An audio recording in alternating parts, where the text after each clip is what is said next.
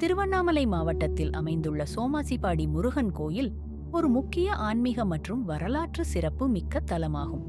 பசுமை சூழ்ந்த இயற்கையின் மத்தியில் 83 அடி உயர மலைமேல் அமைந்துள்ள இந்த கோயில் அதன் சிறப்பு கட்டடக்கலை மற்றும் ஆன்மீகத்திற்காக பரவலாக அறியப்படுகிறது.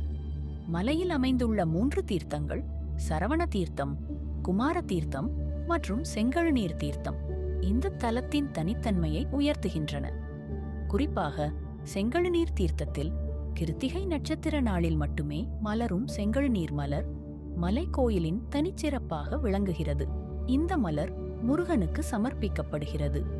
மேலும் அதன் நிறம் மழை மற்றும் காற்றுக்கான முன்னறிவிப்புகளை வழங்கும் என்று நம்பப்படுகிறது. பச்சை நிறம் மழையை, இளஞ்சிவப்பு காற்றை இரண்டும் கலந்து இருந்தால் மழையும் காற்றும் ஏற்படும் என்பதாகும். இந்த கோயிலின் வரலாற்று பின்னணி குறிப்பிடத்தக்கது. சோமாசிபாடி சமண சமயத்திற்கான முக்கிய மையமாக இருந்தது. இதற்குச் சான்றாக தமிழகத்தில் உள்ள ஒரே சாந்திநாதர் ஜினாலயமும் அருகிலுள்ள வழுதலங்குன்றில் உள்ள கல்வெட்டுகள் மற்றும் சமண சிற்பங்களும் விளங்குகின்றன. காலப்போக்கில் இந்த தலம் முருகன் வழிபாட்டுக்கான மையமாக மாறியது.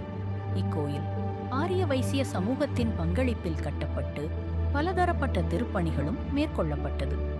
1957, 1974 மற்றும் 2007 ஆகிய ஆண்டுகளில் முக்கிய திருப்பணிகள் மற்றும் குடமுழுக்கு விழாக்கள் நடைபெற்றுள்ளன. இந்த கோயிலின் முக்கிய அம்சங்களில் 23 அடி உயரத்தில் அமைந்துள்ள 3 நிலை ராஜகோபுரம், முருகப்பெருமான், வள்ளி, தெய்வயானை, விநாயகர், சிவன், பெருமாள் மற்றும் பல தெய்வங்களின் சந்நிதிகள் மற்றும் சிற்பங்களும் அடங்கும். மிகவும் அழகான வடிவத்தில் செதுக்கப்பட்டுள்ள இச்சிற்பங்கள் பழைய காலத்து சிற்பக்கலையை பிரதிபலிக்கின்றன. கந்தசஷ்டி, ஆடிக்கிருத்திகை, தைப்பூசம் போன்ற திருவிழாக்கள் மிகுந்த விமரிசையாக கொண்டாடப்படுகின்றன. மேலும் ஒவ்வொரு கிருத்திகை தினமும் சிறப்பு வழிபாடுகளுடன் கௌரவிக்கப்படுகிறது. திருவண்ணாமலைக்கு கிழக்கே 8 கிலோமீட்டர் தொலைவில் அமைந்துள்ள சோமாசிபாடி சென்னை திருவண்ணாமலை மார்க்கத்தில் எளிதாக சென்றடையக்கூடிய இடமாகும்.